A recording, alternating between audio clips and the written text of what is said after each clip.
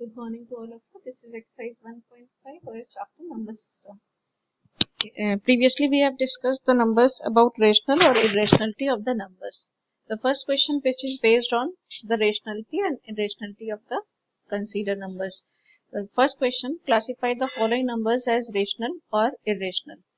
As I earlier told you, the sum of rational and irrational, the product of rational and irrational is always irrational. If irrational quantity is divided by something, rational irrational quantity, अगर ये एक perfect square या कोई number p by q के format में नहीं आ रहा है तो ये प्योर इरेशनल नंबर होगा. तो फर्स्ट क्वेश्चन रीजन के साथ आप बताएंगे कि ये रेशनल या इरेशनल क्यों है. Because it is a sum of rational and it is a difference of rational and irrational numbers, so it is irrational. Look at the second part. यहाँ पे this is minus 23, 3 plus under root 23 and minus under root 23. तो plus under root 23 and minus under root 23 as cancel out, it remains 3. तो पहले simplification करना है, then after आप decide कर पाओगे कि question rational है या नहीं है. इस क्वेश्चन में आप कुछ सिंप्लीफाई नहीं कर पा रहे थे तो आपने डायरेक्टली उसको जो है एक बता दिया कि sum of rational and irrational quantities जो है वो इरेशनल होती है. सेकेंड क्वेश्चन में जो पार्ट आया दिस रिजॉल्व बाय 3, तो ये 3 is rational number because it can be written in the form of 3 by 1.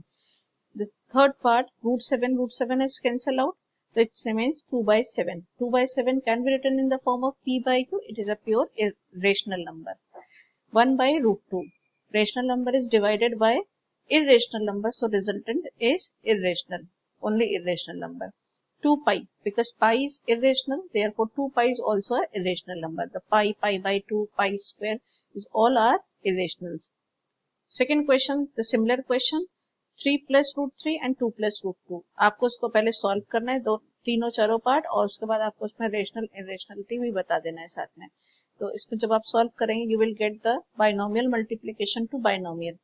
3 2 जा 6, 2 into root 3. 2 into root 3 as it is लिखेंगे 2 into root 3. रेशनल कभी भी इरेशनल के साथ प्रोडक्ट नहीं होगा. अगर आपने एक सर्च से पढ़े थे तो एक लॉ किया है a to the power n into b to the power n equals to a into b whole to the power n. अगर under root of 3 multiplied by under of 2 तो it can be written as under root of 6. 3 under root के अंदर 3 into 2 that can be written as, लेकिन cube root कभी under root से product नहीं होगा. Search same होने चाहिए तब होता है प्रोडक्ट. 3 2 जा 6 और ये आया 2 root 3. सिमिलर वे में 3 multiplied by root 2 तो 3 root 2 and here root 3 multiplied by root 2 तो under root m into under root n, under root m into n, that is under root of 6. तो यहाँ पे आपके पास एक ही रेशनल नंबर और तीन नंबर्स कैसे इरेशनल, तो it is a pure irrational quantity. Second part, it is written in the form of identity a plus b, a minus b, that is a square minus b square. Here we get value of 3 square minus under root of 3 square. 3 square becomes 9 and root 3 square is just 3. So 9 minus 3 equals to 6. 6 can be written in the form of p by q, so it is a rational number. Third part is it is written of a plus b whole square. First open the identity which is a plus b whole square, a square plus b square plus 2ab. Root 5 square plus root 2 square plus 2 into under root 5 into under root 2. Under root of 5 square, that is 5 whole to the power 1 by 2 multiplied by 2. तो search के rule के according power m into n हो जाता है, तो half multiplied by 2 it's give only 5. तो square कभी भी रूट क्वांटिटी का लगाएंगे तो वो क्वांटिटी का स्क्वायर हट जाना है और केवल आपको 5 मिलेगा. सिमिलर वे में 2 और यहाँ पे आइडेंटिटी लगेगी under root of m into under root of n, that is under root of m into n. 5 2 जा 10. 2 बाहर रेशनल है, वो एज इट इज वैसे ही लिखा रहेगा. रेशनल कभी इरेशनल से प्रोडक्ट नहीं होगा. 5 plus 2 that 7, 7 plus 2 root 10. तो ये आपके पास एक रेशनल और ये एक इरेशनल. तो रेशनल इरेशनल ये आपके पास कैसी क्वांटिटी आई, इरेशनल. सिमिलर वे में 5 minus root 2, 5 plus root 2, तो a square minus b square, that is a square minus b square, root 5 square becomes 5 and root 2 square becomes 2, so 5 minus 2 equals to 3, also a rational quantity. Third question is based of verbal question है आपके पास. Recall pi is defined as circumference, that is diameter, diameter. तो circumference को जब हम diameter से divide करते हैं, this gives the value of pi. The Aryabhat discovered the same thing कि ये value of pi कहाँ से आया था, जब when circumference is divided by the diameter. This seems contradiction. In fact, pi is irrational. Actual में pi क्या quantity होती है, irrational होती है. How will you resolve the contradictions? पाई जो है हमारे पास कैसी क्वांटिटी है, इरेशनल, लेकिन सरकमफेरेंस जो होगा that is a finite in number, either वो डेसिमल जो कुछ भी होगा, terminating decimal divide by D, जो हमें मिलने वाला है वो प्योर कैसा क्वांटिटी होगी, अप्रॉक्स स्केल पे जो भी हम निकालेंगे सी और डी दोनों कैसे आने वाली है, वो इरेशनल होगी, लेकिन इसको हम कॉन्ट्रडिक्शन मेथड से प्रूव करने जा रहे हैं। When we measure the length of a line with a scale और other device we only get approximate rational value, हमें हमेशा क्या मिलता है, approximate irrational values मिलती है। तो C और D दोनों कैसे हमारे पास irrational आएंगे, C और D irrational है, hence pi is irrational, thus the no contradiction is saying let's lie as that pi is irrational quantity। Question number 7, अब यहाँ पे इस टाइप के जो क्वेश्चन है आपको बहुत ज्यादा प्रैक्टिस करनी है, सबसे ज्यादा जो आता है 3 मार्क क्वेश्चन में वो इस टाइप का आता है, लेकिन these are the simple types of problems, ये आपके पास सिंपल है, इसका जो थोड़ा हायर लेवल आता है वो हॉट्स में, वही आपके एग्जाम में सब सारा मोस्टली पूछा जाता है, like find the value of A and B and rationalise it, इसमें 2 से 3 टर्म्स भी हो सकते हैं।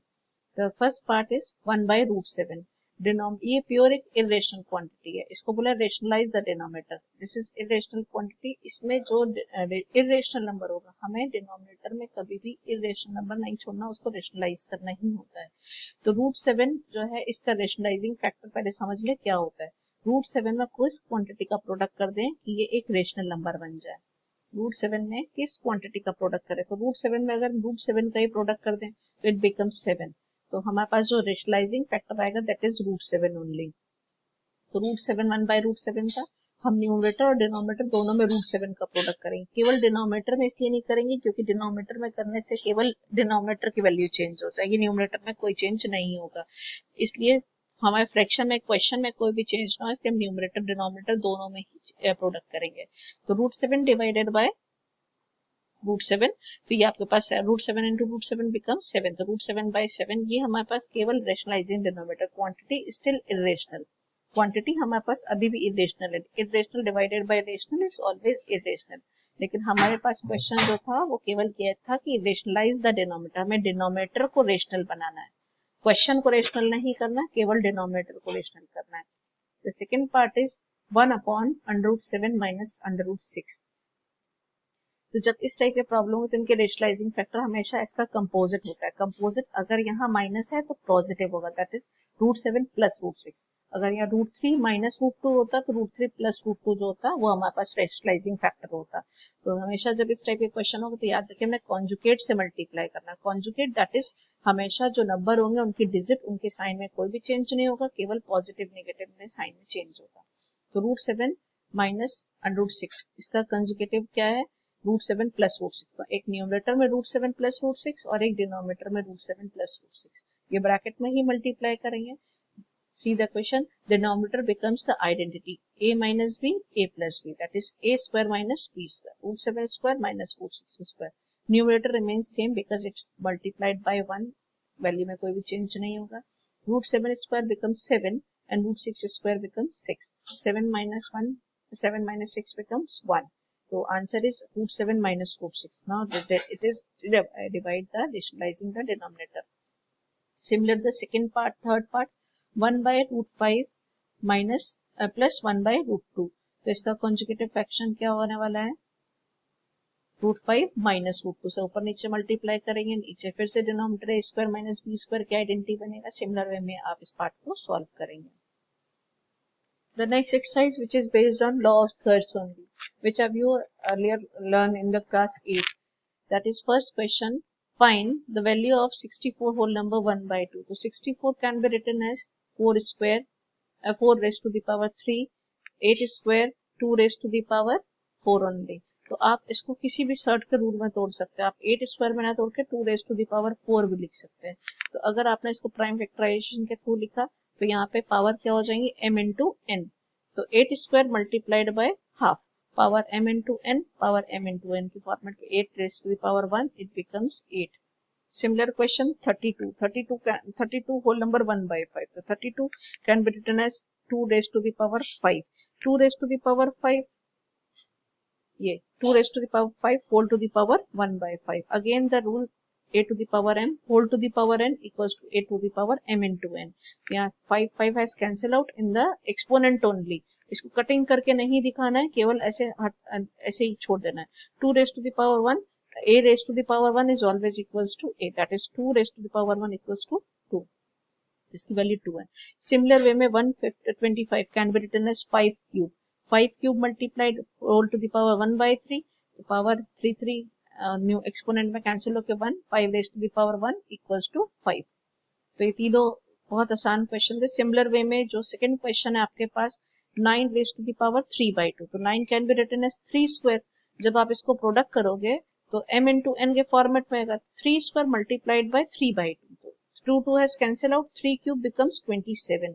सिमिलर वे में सारे पार्ट करने हैं. लास्ट पार्ट की अगर हम लोग बात करें, ये सारे पार्ट तो इजी हैं, फर्स्ट सेकंड और थर्ड. लास्ट पार्ट की बात करें 125 को फैक्टराइज करेंगे 5 क्यूब, तो 5 cube raise to the power -1 by 3, तो 3 has cancel out, it becomes 5 raised to the power -1, and a to the power of -1 can be written as a inverse. हम exponent अगर negative exponent में कभी answer नहीं देते, positive exponent देना है. अगर 5 raised to the power -1 ऊपर है तो डिनोमिनेटर में आके 5 raised to the power +1 हो जाएगा. इसमें एक स्टेप मिसिंग है, इसको आप कंप्लीट करें. 5 raised to the power 1 only. इस answer is 1 by 5. Similar way में सिंप्लीफिकेशन है, यहाँ पे सारे सर्च के रूल लगे हैं, डिवाइड का है, प्रोडक्ट का है, सब्ट्रैक्शन वाले जो आपके रूल हैं वही लगे. अब जैसे यहाँ पे क्या है, इसमें कौन सा आप रूल लगाओगे, a upon b whole to the power n, a upon b whole to the power n, that is a to the power n upon b to the power n. a की power n 1 raise to the power 7 और 3 cube whole to the power 7, तो यहाँ m into n that is 3 raise to the power 21. ये देखिए 3 raise to the power 21 और ये 1 raise to the power 1, answer 1 raise to the power 7, answer is 1.